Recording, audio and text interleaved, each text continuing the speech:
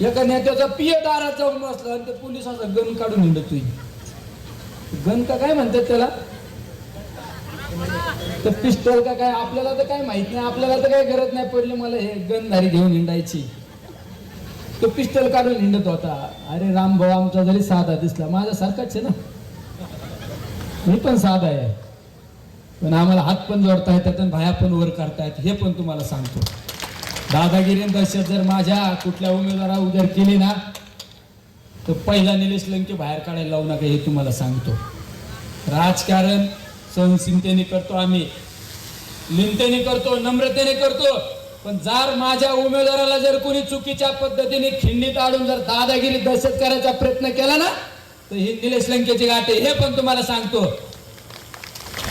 ही दादागिरी घरी ठेवायची. निलेश लंके भायावर करून समोर येऊ शकतो. तुमच्यासारखा ऑफिस मध्ये बसून आदेश करणार नाही. तुम्ही बघा हे करा, गुन्हे दाखल करणे ह्या गोष्टी आम्ही उकळून पेलोय, जेल बिल सगळं उकळून पेलोय आम्ही. पण जर निवडणूक होऊ द्या, जनतेचा कौल आम्ही मान्य करू. पण जर माझ्या कुठल्या उमेदवाराला कार्यकर्त्याला जर चुकीच्या पद्धतीने गुंड लोकांना जर पुढे घालून जर दहशत दादागिरी करणार असेल तर ही माफ करणार नाही, सहन केली जाणार नाही हे सुद्धा या ठिकाणी सांगतो. माझा एखादा उमेदवार एखादा दारात जातो, गुन्हेगार प्रवृत्तीच्या लोकांना मागे पाठवून सांगितलं, त्या ठिकाणी घोषणा दिली जाते, दादागिरी केली जाते. अरे दादागिरी करण्या, गुंडगिरी करणं हे आम्हाला शिकू नका. तुम्ही व्हाईट कॉलर आहे, तुम्ही काचच्या घरात राहता, आमच्या दगड आणण्याचा प्रयत्न करू नका हे सुद्धा या ठिकाणी तुम्हाला सांगतो. काल परवा मुख्यमंत्र्यांची या ठिकाणी सभा झाली. मुख्यमंत्र्यांनी महानगरपालिकेच्या भ्रष्टाचारावर बोलायला अपेक्षित होतं. मुख्यमंत्र्यांनी काय सांगितलं, शिस्पे घोटाळ्याची चौकशी करू. अभिनंदन मुख्यमंत्री साहेब, शिस्पे घोटाळ्यात माझ्या गोरगरीब लोकांचे पैसे अडकले, तुम्ही 8 महिन्यांनी जागे झाले. शिस्पे घोटाळा झाल्यानंतर दिल्लीला गेलो, आदरणीय पवार साहेबांना सांगितलं हे अशा शिस्पे घोटाळ्यात माझ्या गोरगरीब लोकांचे पैसे अडकलेत आणि धनदानगे लोक पैसे कमवून परदेशात गेले, कुणी काही या ठिकाणी फिरतात, तुम्ही त्याची चौकशी लावा. मुख्यमंत्र्यांना तुम्ही पत्र द्या.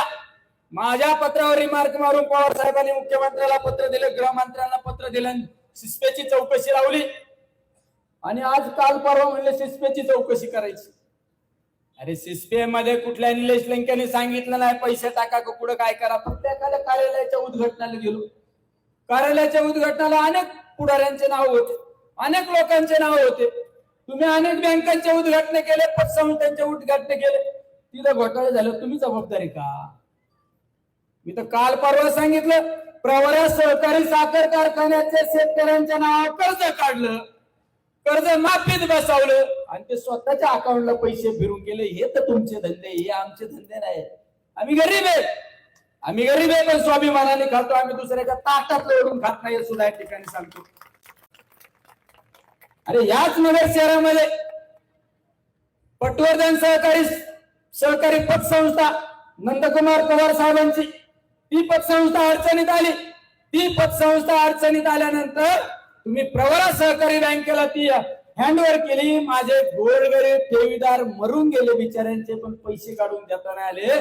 फक्त 2019 ला तुमच्या लाडक्या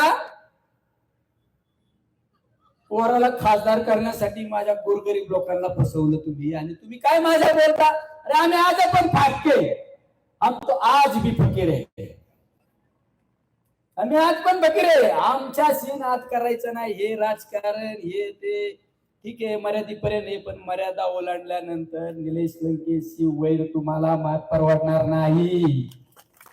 आम्हाला काय संस्था टिकवायच्या, कारखाने टिकवायचे म्हणून आम्हाला राजकारणात टिकायचं असं नाही. आमच्या गोरगरीब लोकांसाठी आम्हाला राजकारण करतो आम्ही.